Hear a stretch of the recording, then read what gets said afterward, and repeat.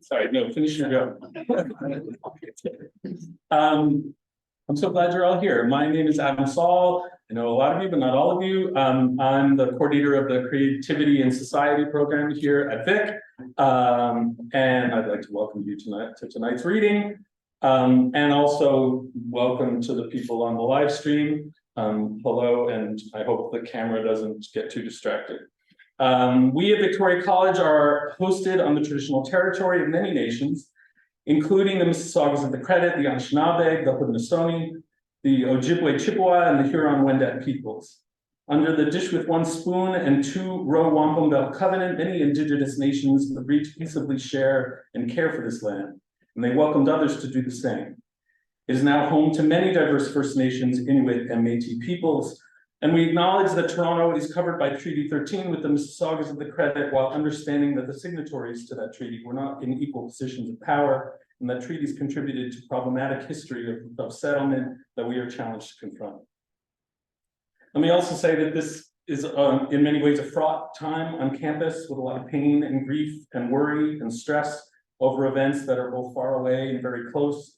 So it's good to be together, to celebrate storytelling and to be in each other's company. So every semester, we host a faculty reading series to celebrate the work of professors here at Vic and to give our students a chance to engage with their, that is the faculty's, creative work. Sometimes students actually forget professors are secretly, have their own lives and are struggling and enjoying and dealing with the fraught, fulfilling, and terrifying work of creation themselves. So this series is meant to somewhat, at least partially, rectify that. So each of our readers, we're going to start with Maria and then go to Noor.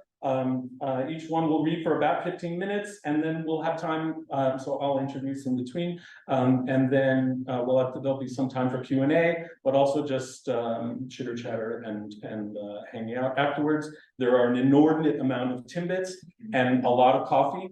My son will eat the Timbits if you don't, so I can bring those home. But coffee, I really can't. So at least try it. Okay. Any questions? We will start with Maria Cichosz. Maria is a writer and scholar of post-1945 literature, art, theory, and the history of ideas, particularly with regard to the study of drug histories and cultures, which she is anxious to talk to you about. Her work has appeared, among other places, in Critique, the Los Angeles Review of Books, and the Puritan. She's the author of a novel, Beau, which came out in 2020. Before coming to Victoria College, she was a postdoc fellow at Stanford, which is also where she did her PhD. And she taught at the U of T in Mississauga's professional writing and communications program. She serves as a fiction and reviews editor at Broken Pencil magazine and associate book reviews editor at the Social History of Alcohol and Drugs Journal. I didn't even know there was that, but I'm glad to know it is. Most importantly, though, over the last few years, Professor Cichosz has made a tremendous impact here at Vic, and particularly in the Creativity and Society program, taking over the Writing Center and just transforming its presence here, teaching a range of courses that engage and inspire our students. She's made herself indispensable, and I'm delighted to hear from her this evening. Please welcome.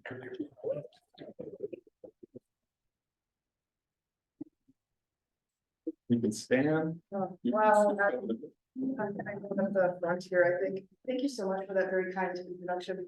I'm excited to be here and to be reading alongside Noor, who I just met for the first time today. So yeah, thank you all for coming. It's 6 p.m. I know it's a late evening time. As you know from the poster, this here is my first novel, Beau. As Adam said, it was published in 2020, but it was actually written quite a bit before that, in 2010 to 13, so like quite a while ago now.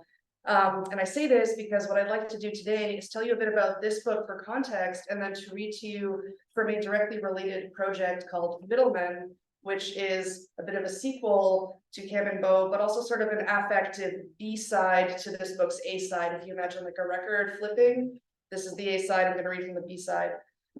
And so this book, this is about Cam, who's a shy graduate student working on a dissertation in critical theory. He's always paranoidly reading everything, and especially his relationship with Beau, who is his best friend and roommate, and he's just like hopelessly in love with, but will never say this to Beau because he doesn't want to ruin their friendship.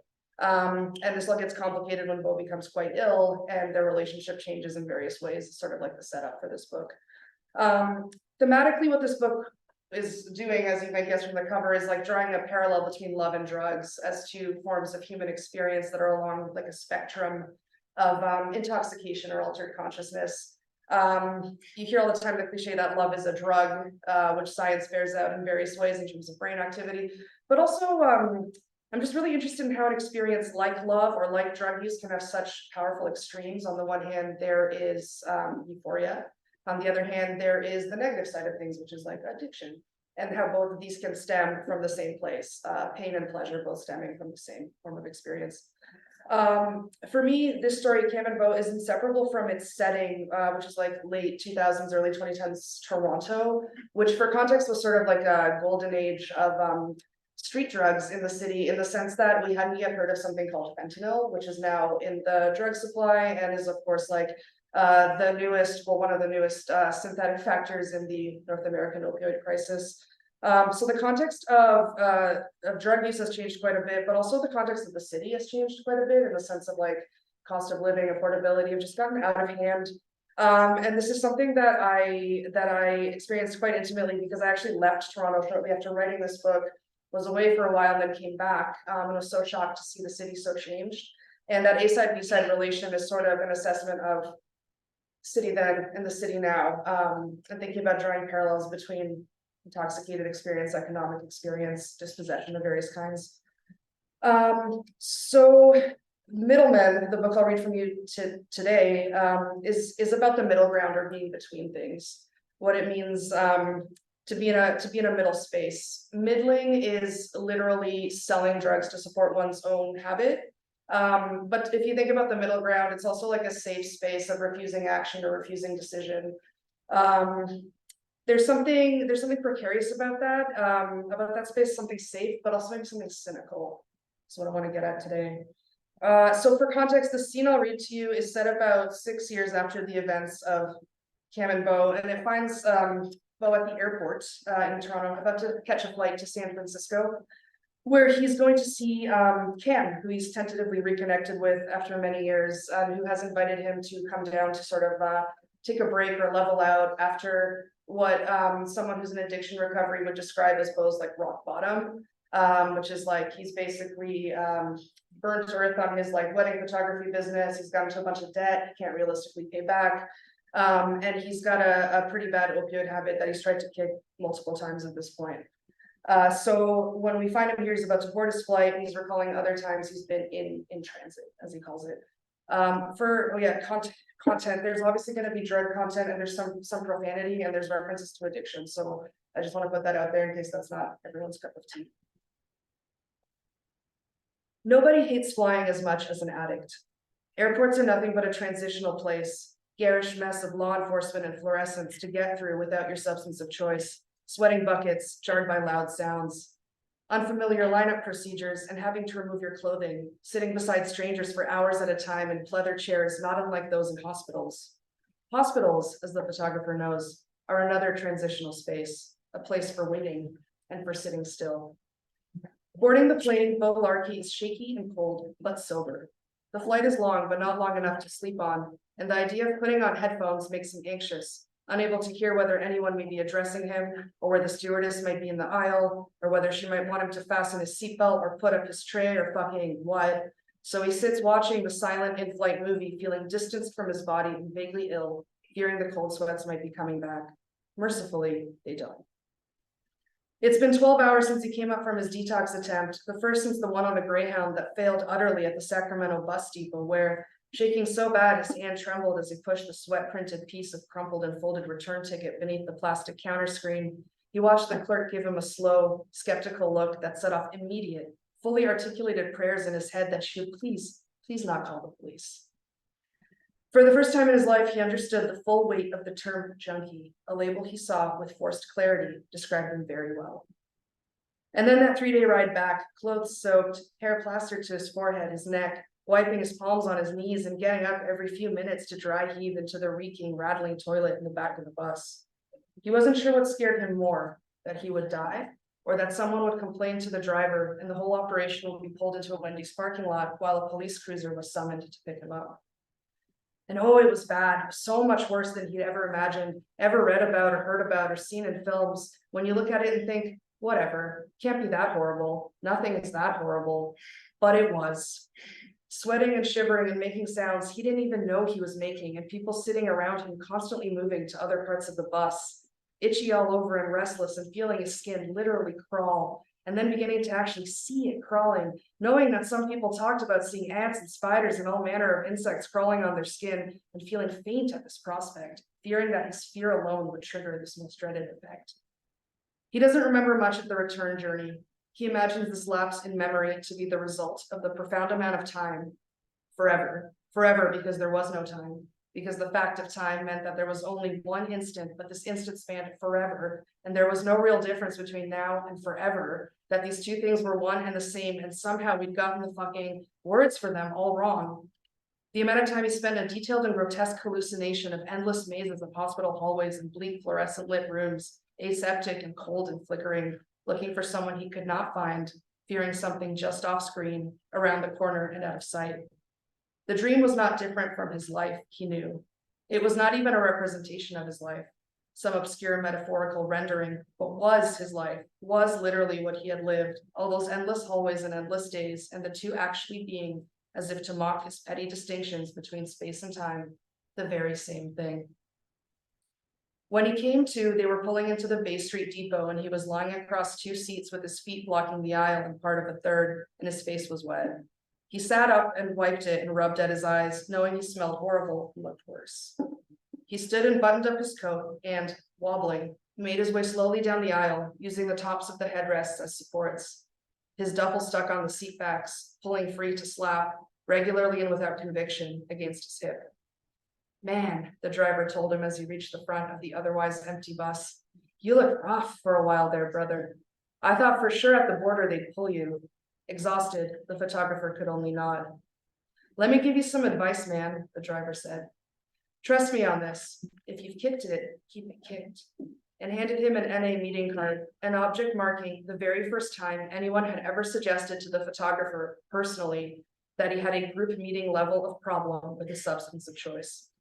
The photographer, of course, did not take the advice. He found his bike and called his guy, and holding himself in, rode to St. Mike's, where he picked up everything he needed and spent the next 3 weeks in no state to talk to anyone at all. This time not being like that, because he deleted all the numbers, okay, agonizing, and given his phone to Val, who is his friend for context, and told her under no circumstance to give it back to him if he came by the house before the flight. He didn't think he'd be able to leave the apartment anyway, but you could never say, and he didn't trust himself. People did fucked up things when they couldn't get what they needed. He didn't need to explain. She understood perfectly. He felt her presence as a warmth, a hand on his shoulder, and knew that impossible as it seemed, he was loved. He imagines her sitting in the attic window in her red polka dot kitchen apron tied in that big bow at the small of her back, worrying over him, and gets a bit of a hard-on he entertains by playing through a sequence in which he bends her over right in front of the window. Ugh, he thinks, stopping himself short. Why do you think that? She's been so good to you, and how can you fucking think that about her?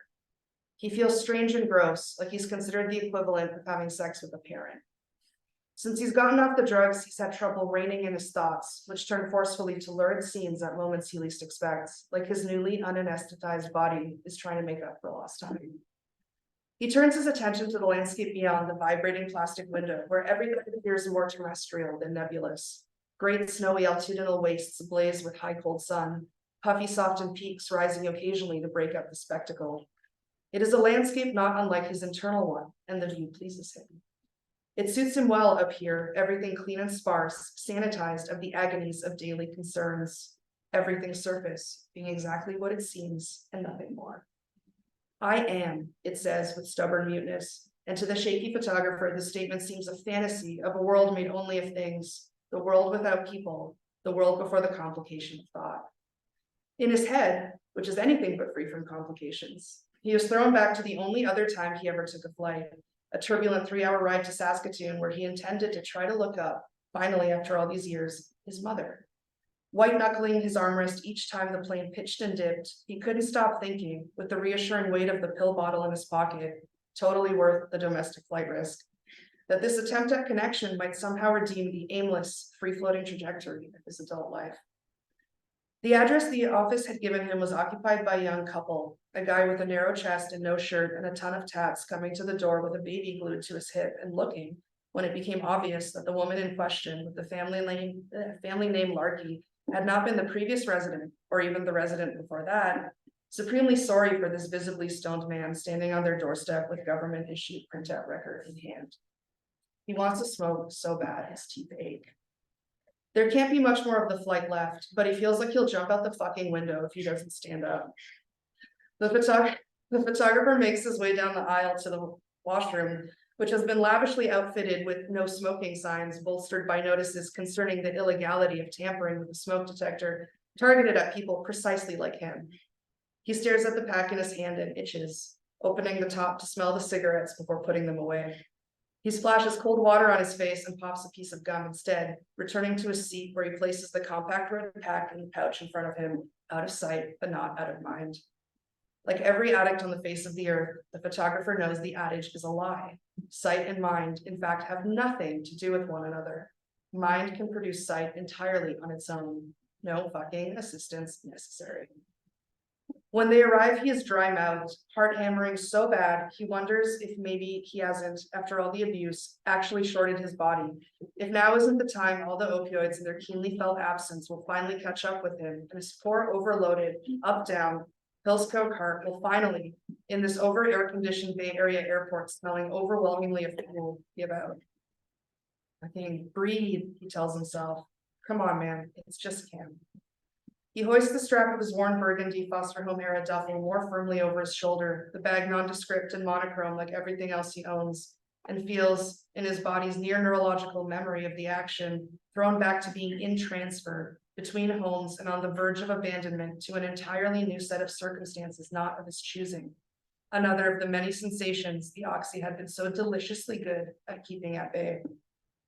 In the customs line, already shitting himself at the prospect of having to talk to law enforcement officials twice in the same day, he grips his passport and watches the looping video of ultra-cute, high-energy beagles anthropomorphically narrating their drug seizure successes, unable to look away.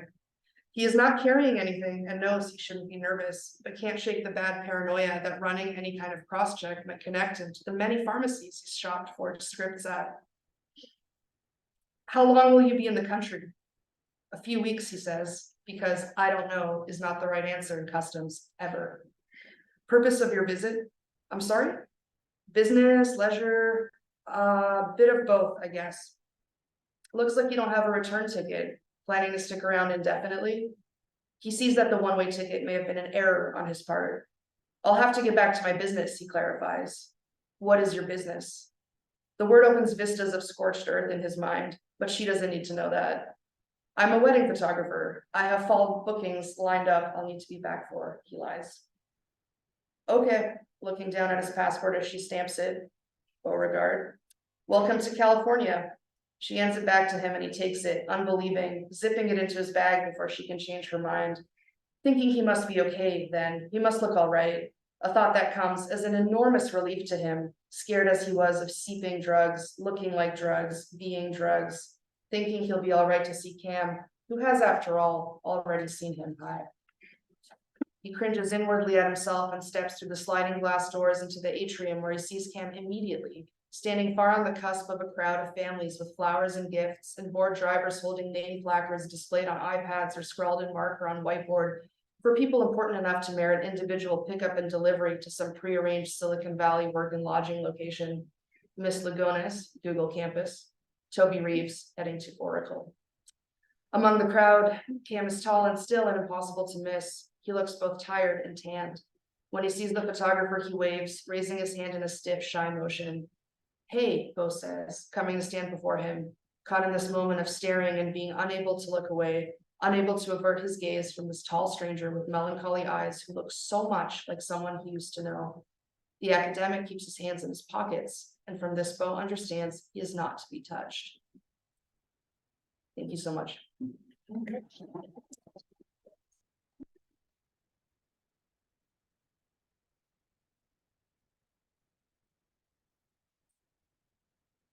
Our other reader is Noor Naga. Noor Naga is a returning prodigal child to U of T. Another one, actually, you are too. You're both returning prodigal children.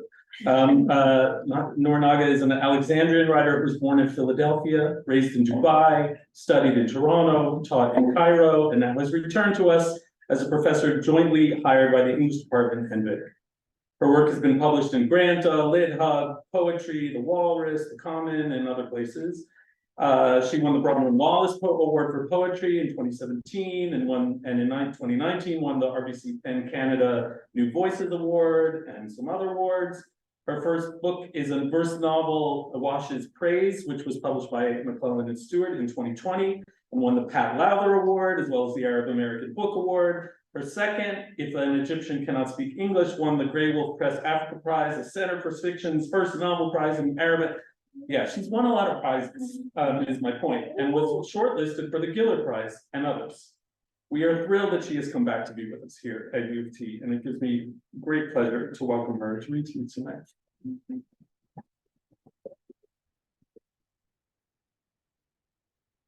Thanks, Adam. And thank you, Maria. I had a small panic as you were reading because the section I chose is also full of drugs. Okay, we're gonna go ahead and do it. I thought maybe I could find something else, but I'm not gonna do that. All right. It's really special to be back here at Vic and in this building. I lived across the street when I was in undergrad at Annesley. Yeah, it's just really special to be back here with you all. I'm going to read a short excerpt from this book and then a small poem that's by a Palestinian poet that's sort of been on my mind a lot lately, given the events in Palestine. So this is a novel that is also about how drugs ruin relationships, drugs and love.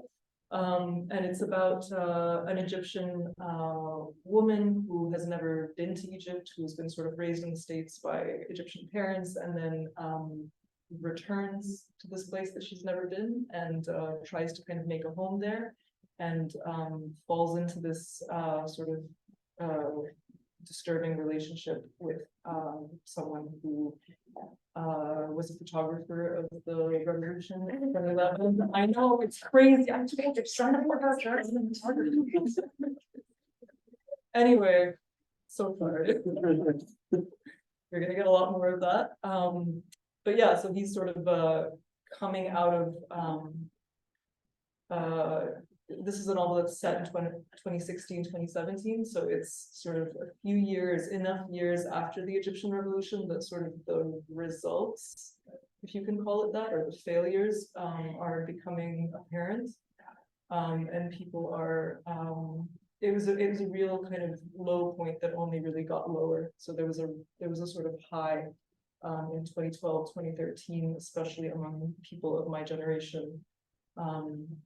And so this is kind of that moment of realization that it didn't work.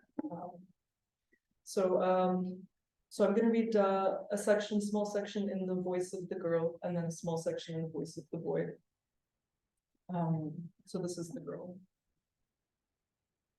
Question: can a building designed to humiliate ever stop humiliating? The boy from Shubrafit cannot boil water. He says he's had a rough life, and I'll give him that. He's been getting it in the neck for years. He showed me the mosque on Abdul Khalid Sarwat, where he slept when he had nowhere to go, and his body bears scars in places that should not have seen sharpness. So fine, it's been rough. But even so, the boy can't boil water or heat bread on the eye of the stove, leaves the milk out of the fridge, tries to cut an apple in the night, and I wake up to blood spattered on the kitchen floor, seeds everywhere. There's all the evidence of a past tended by a woman's hands. He's at least as spoiled as he is damaged. I mean, when I feed him an ear of bread, tahini and molasses, he takes it naturally between the teeth, kisses my fingertips one by one, and then the knuckles. We sleep and make love and eat and make love and sleep. We live like a married couple, dreaming domestic dreams. until he wakes me up. One night I came home several hours late, having gotten drinks with some of the teachers of the British Council. He didn't say anything, but followed me into the kitchen where he noticed, seemingly for the first time, the door leading to a hidden staircase beside the stove. He stared at it for 10 seconds before calmly lifting a glass and throwing it against the wall, demanding, "How can you live in a building that used to have a servant's staircase? Don't you know anything? Don't you have principles?" It was the first time I saw him get nasty, and I recognized immediately that it was not about me, not about the classist architecture of my building. Rather, it had all become too much somehow. I held his gaze and said nothing until he left the kitchen. Then I picked up the glass shards and swept carefully, thinking, he senses that his usefulness is depleting. Ever since he showed me how to buy vegetables from Beau, I no longer need him to buy them with me, and I come home already laden with plastic bags. I've become familiar with the butcher he introduced me to, who keeps his meat in fridges instead of hanging outside to be smoked by car exhaust and wormed by flies. I've learned which pharmacists are actually licensed and where to buy bread that is fresh, no matter what time of day or night you arrive. We no longer explore downtown Cairo together so he can point out to me his memories. 4 days a week, I go to the British Council, and when I come home, he's there waiting, already at a boiling point. When he threw the glass against the wall, I didn't react. I puttered about making dinner while he watched YouTube videos in the next room and filled the apartment with clouds of smoke. He didn't offer to help, didn't even glance up as I trailed back and forth with pots and plates, glasses of orange juice I'd hand squeezed that morning. I would never tolerate this dynamic in New York, but here somehow, it is harder to speak to. He is punishing me for something, and I am letting him. He is weaponizing all his losses against me, and I am wanting the abuse, or at the very least, accepting it as mine. After years of claiming Arabness as an excuse for what I am, hairy, hard-boned, and dirt-skinned, sensual, impulsive, superstitious, nostalgic, full of body shame and estrangement, I feel I'm earning it at last. The hazing is belated but confusingly sweet. I have a guilt, and the boy from Shubrachit has an anger. In his dream, he taps his pointer and middle fingers to his lips, dreaming of a cigarette. Sometimes he rubs the thumb side of his hand along his philtrum and sniffs. Tonight, he made me a watch by biting gently down on the skin of my wrist and drawing numbers around the imprint of his teeth with a pen. It is a small apology, I know. It will be 3 o'clock all night. I made you a watch, he says.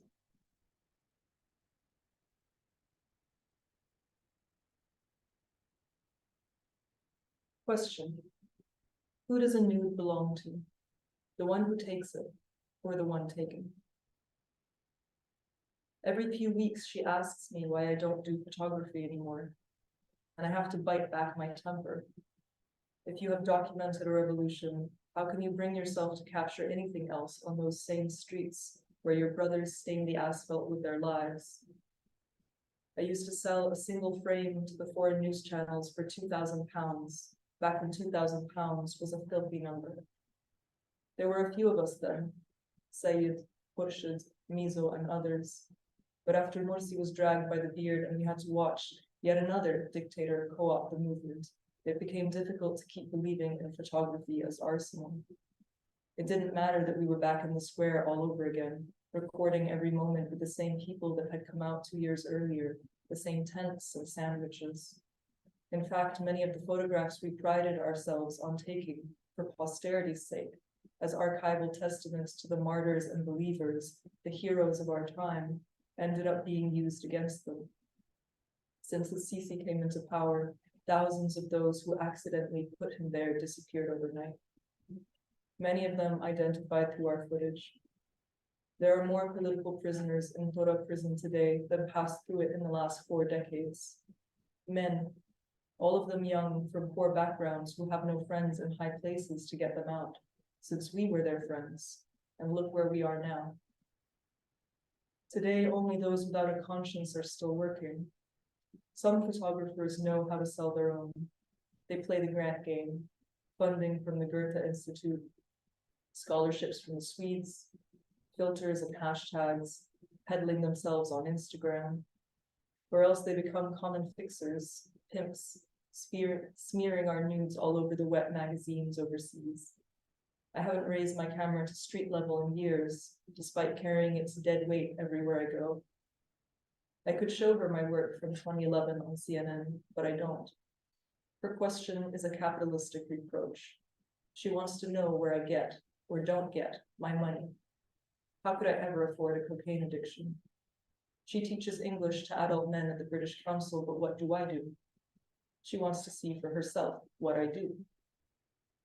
The night she stepped out of her clothes and sat down, I thought she wanted to have sex on the kitchen floor. But then she stretched out, her watery breasts slipping to the sides of her rib cage like raw eggs, her stomach hollowing to make a bowl. With her scalp on the ceramic tiles, she closed her eyes and said, "Shoot me." It was dark. We had just come from outside and the camera was hanging around my neck. I looped it up over my head and without taking my shoes or coat off, shot her. She lay perfectly still, her skin pimpled all over from the cold floor. I nudged her legs apart with my heel, the better to see what she wanted to show me. I got her again and again, kneeling down as close as I could, and each time the metallic sound of the shutter was louder than before and more mercenary. I shot her face too, then roughly flipped her over to capture her back because that was what she wanted. I understood that this was a kind of fetish, that she was no different from the Germans and Italians who wanted me to talk dirty to them in Arabic, insult them, call them whores and dogs. They wanted to be mistreated in language they didn't understand.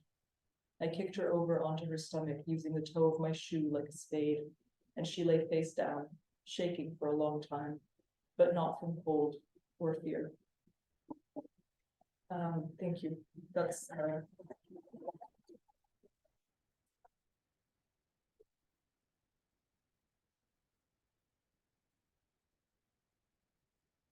Russ. I wanted to share a very small poem that's been on my mind a lot lately, kind of as a sort of reverse land acknowledgement coming from the other side, and maybe I thought it might be a nice way to kind of to close.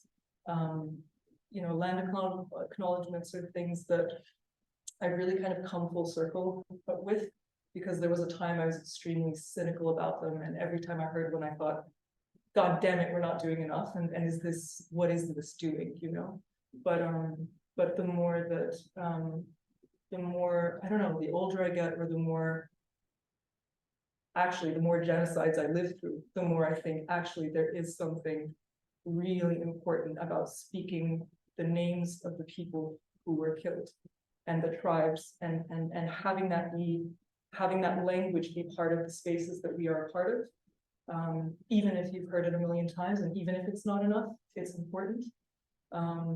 So I just wanted to read a small poem by the Palestinian poet Najwan Darwish, that's been living with me, and it's called "Who Remembers the Armenians?" Who remembers the Armenians? I remember them, and I ride the nightmare bus with them each night. And my coffee this morning, I'm drinking it with them. You murderer, who remembers you? Yes. Wow.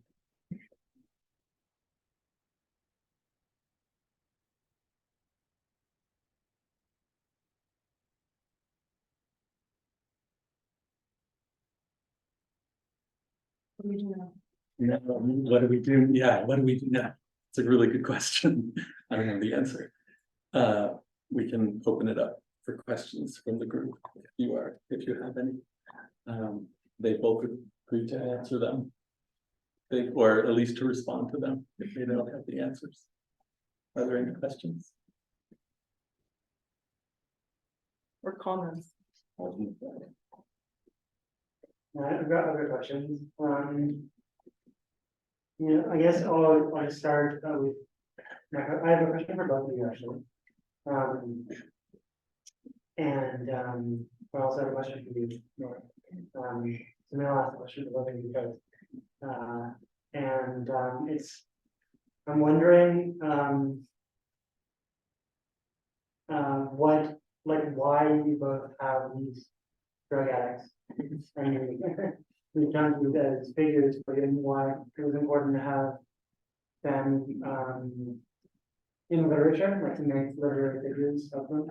And why that's important now to each of you. Right.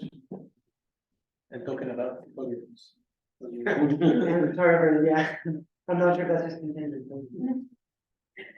No, I don't think it's contingent. I think there's something about like photography and like presence and absence and like distance. And also the mechanical nature of photography, like Beau is an analog photographer, and there's something about like the camera as a machine versus like the person as automaton, almost in like the state of addiction, that very much resonates for me.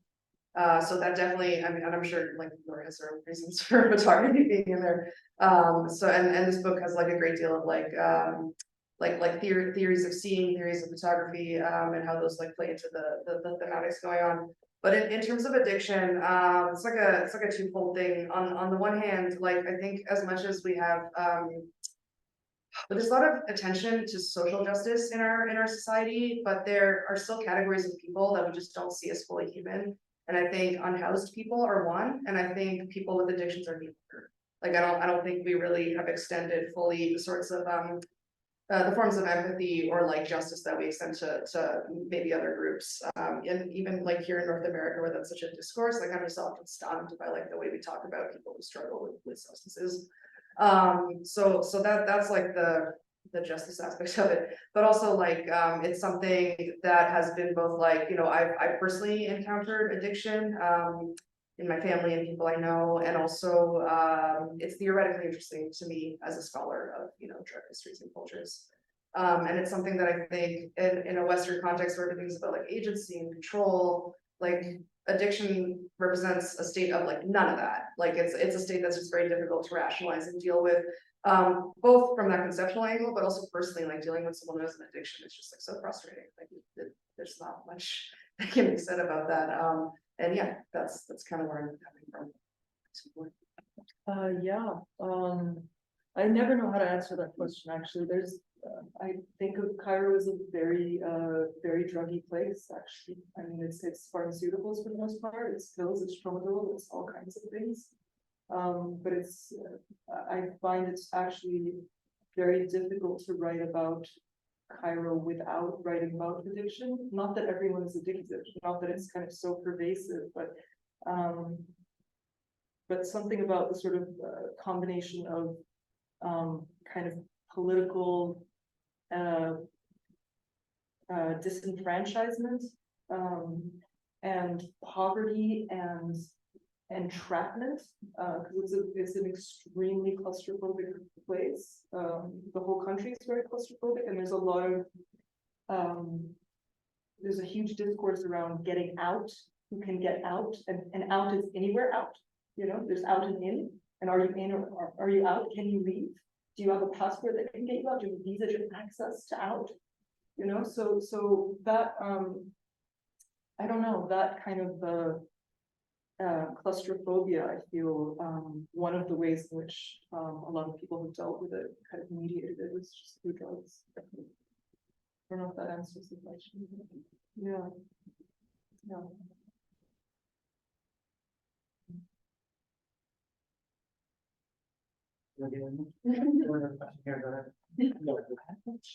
First of all, it's such a being here. So I read your book a few weeks ago, and I've been obsessed with it and telling my friends about it. I had a question about the third part of the book. I don't know if everyone's read it in this room, but in the third part, also like gaps, so like understanding. But the third part of the book, I think it's a conversation between people like your graduate cohort or people like in a seminar. During this conversation, they're like looking at your most recent draft or like the third part of the book, but it's not actually put in the final book. And you're not allowed to speak during like the conversation. Like it's purely just for like class discussion and commentary. And so the people in your cohort like made some really interesting comments, some pretty rude, borderline offensive comments.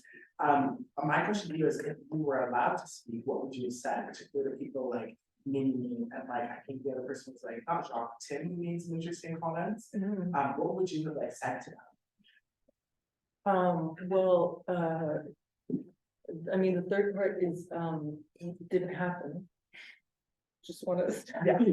Yeah, because I get this question a lot, or variations of this question of people being like, oh, I'm so happy that you published it as is. So the third part is sort of imagines the text as a memoir in a creative nonfiction workshop, and it's a chance to kind of explore knowledge production, but also the kind of MFA industry and what that does to kind of narratives that are exported from overseas and presented in a context where the audience or the classroom doesn't actually have the cultural tools to properly understand what they're being presented, and then they have a sway in kind of how that thing is developed. So I did some of my research was on creative writing pedagogy, things like the gag rule, which is commonly used in the workshop, where typically the author doesn't speak and you sort of sit there and everyone gives you their impressions of your work. And I was sort of imagining how that would work with a text like this. And I was really interested in misreadings, in slight misreadings, where really what's happening is that people are bringing all the tools of the culture that they're in, which are valid tools, that are useful. But then the narrative it's coming from so far away, and it's being filtered in this way that they don't work in this particular situation. So I don't know, in that situation, if I was in the book, how I would respond. I was more interested in kind of just the conversation, the conversation. No problem.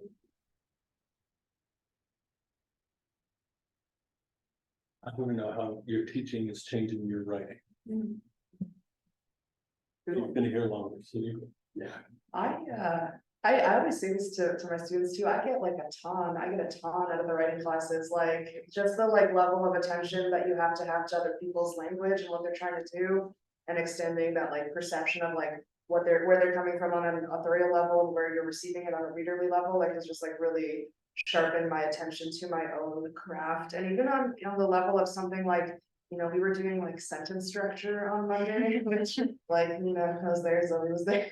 Eleanor was there, and if that sounds really dry and mechanical, but it's just thinking about stuff like that has really made me think about cadence, flow, what I'm I used to not think so carefully about, I used to just kind of throw my words around more, I think, as a writer, and now I have a lot more of a, I'd say kind of mature attention to how that's working, and also just such a pleasure to see other people's stories, especially if you're working through something speculative, which I am, that I didn't read from today, to see other people's approach to that genre has just been very productive for me. So yeah, I'm really grateful to them. Yeah, likewise. Yeah, everything that Maria said. Yeah, it's I think the most exciting thing for me is that it's a chance to sort of watch the progress of a piece.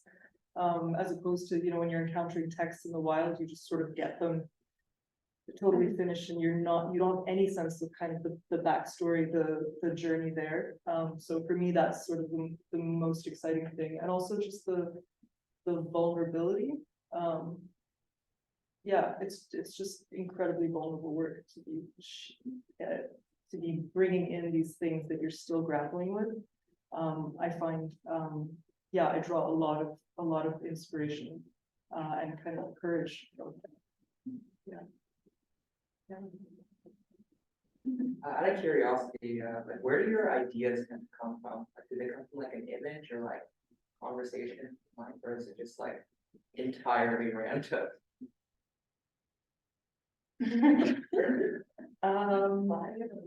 Okay. My texts are very voice driven, so I tend to have texts that have kind of different perspectives, and it's usually one or sometimes both of the voices. That's where I start off, and I generally have no idea who they are and have to kind of follow along and figure it out. Yeah.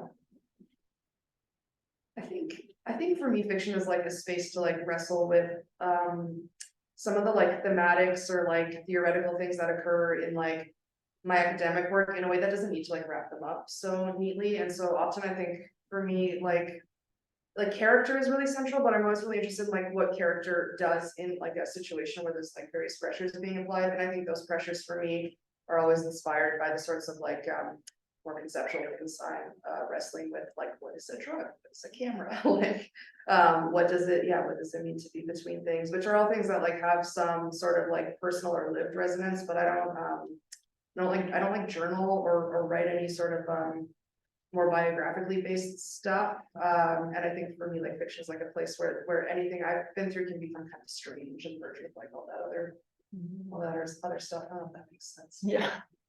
Yeah.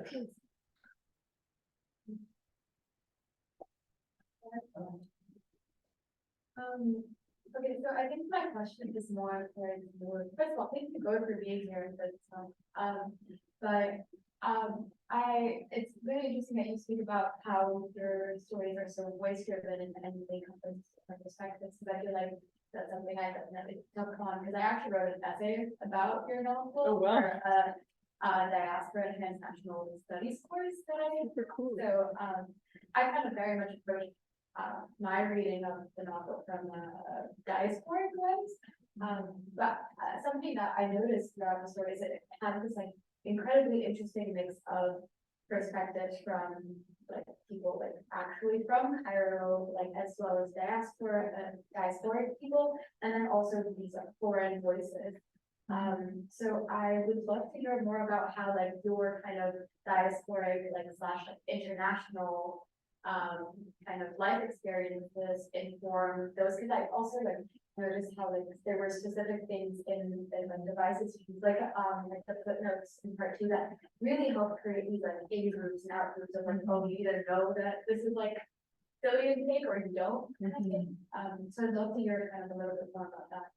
Yeah, I'm someone who's moved around a lot, and and everywhere I go, people assume that I'm a local, and I'm not, and so I'm constantly sort of passing, but also thinking a lot about different sort of levels and layers of inside. You know, how deeply can you get inside of a culture or a community or a circle, and how many kind of outsides there are. So, you know, a Cairene who's lived there her entire life might sort of look at someone even coming from Alexandria and say, well, you just got here, you know, versus somebody who claims Egyptian roots but has never lived there coming back, who might speak a bit of Arabic, versus somebody who might be coming in with absolutely no knowledge as a tourist, you know. And so, and the ways in which you know, Egyptians are amazing at just kind of like dissecting exactly where you are. You get to a cabin, they know in a second. They can tell you grew up in the Arabian Gulf, you know, you're from North America, you know. They can really pinpoint you in class, but also in geography in amazing ways. Often because their livelihood depends on it, because the price of everything depends on knowing exactly how much you can afford to pay for this taxi ride versus, you know. And it's the same when you go to buy fruit or whatever, because everything is kind of informal, and there's a little bit there's a sort of pay what you can to everything, you know, the plumber and the grocery store, and so yeah, so I'm really I've always been kind of fascinated by just different extents of belonging, and how they can be, yeah, and the way that it kind of assumes an authentic native center, which is not real also. But then the other thing that I was also thinking about was I was trying to create different experiences for different readers with this text. So I do have some kind of fanciful footnotes that any sort of Arab reader would immediately realize are wrong. And that's a way of kind of privileging them and sort of preparing them for the turn in part 3 a little bit earlier, because they start to get suspicious and skeptical. So it just creates kind of different reading experiences depending on how much cultural preparation you have to enter this text. That's what I was trying to figure out about. It worked super well. I'm saying it was great. Language. Yeah, tiny.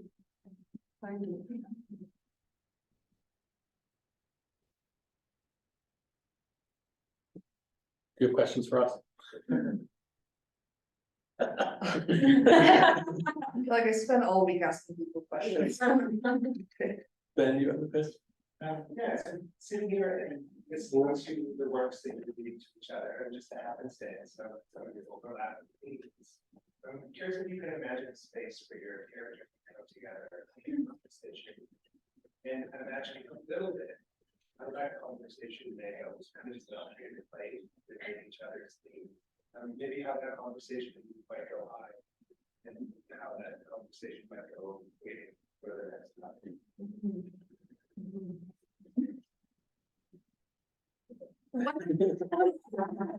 One thing that strikes me about that question is like sort of like the impossibility of that scenario, simply because of like when I think about addiction, and when I think about like I think your piece, Noor, is a lot about, like you said, about who can leave and who can go in and out of a space, which is obviously due to like things like political conflict or like national boundaries, like is obviously very complex there. But even on like the physical level, like someone with an addiction cannot travel easily to go to different places, because like you just like physically cannot, like you have to, you know, be with your drug, and if you're not, there's a set of consequences for that. So I guess when I'm trying to imagine this conversation, I'm just like, but how? Like where would this take place? And I wonder if that's something about like just like, yeah, the impossibility of mobility in several senses within these contexts. But yeah, maybe Noor has like a more broad imagining than myself. I don't, but I do have a question for you. Sorry to. I can't do it. Okay. But yeah, I mean, we were talking a little bit earlier, and you were telling me how kind of drawn you are to speculative fiction, and that you're sort of teaching a speculative class. And I'm just kind of curious, as someone who is actually a little bit distant and wants to be closer, I'm curious, for you personally, what is it that speculative gives you? Why do you lean towards that? I think it's just like, it's just been a change of pace from like, you know, this novel is so like grounded in like capital R, like realism, and like a specific like, you know, urban space that I'm very familiar with. Like I was reading folks talking about your book online, and they were saying like, oh well, they recognize landmarks. They feel like if they're familiar with the geographic space, they recognize things, they feel like familiar in there. And this is like very much based on like Toronto, and I think anyone who's like lived in Toronto for any amount of time would that would resonate with them. Like they'd be like, oh yeah, it's the corner of Spadina and Bloor, or like, oh yeah, that's like the specific bar. Like they would be able to figure that out.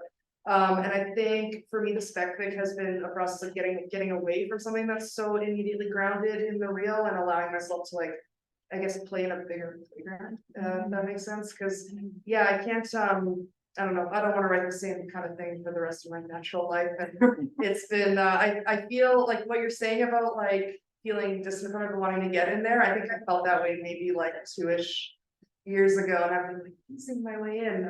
It's just been like the water's great, you know. So come on in. All right. Thank you for the warm welcome, everyone. Anybody else have thoughts or questions?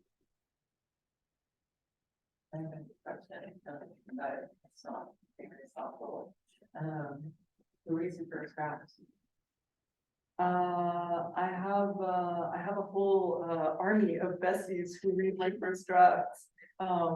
Yeah, but actually, a few of them, 2 of them are from my MA cohort, and so my dream always in my classrooms is to get everyone close enough that they find at least one person when they leave that they can reach out to and share their work with, because it's just yeah, once you've been through a course with each other and you've done that process of, you know, sharing the vulnerable stuff, with the mutual understanding, it's not great, but we're getting somewhere, and often people are not even reading the final drafts, your peers are not reading it, so it's kind of, it's hard work, and I feel that the reward at the end is that you have these people that you've broken that barrier with. And my hope always is that students will then kind of leave the class with, you know, one or two that they can phone up and be like, please read this, tell me if it's garbage, tell me if the ending's working, is this character fake, you know? But you guys will have to tell me if it works afterwards. Yeah. Thanks so much for being here, everyone. Oh, yeah, go ahead, sorry.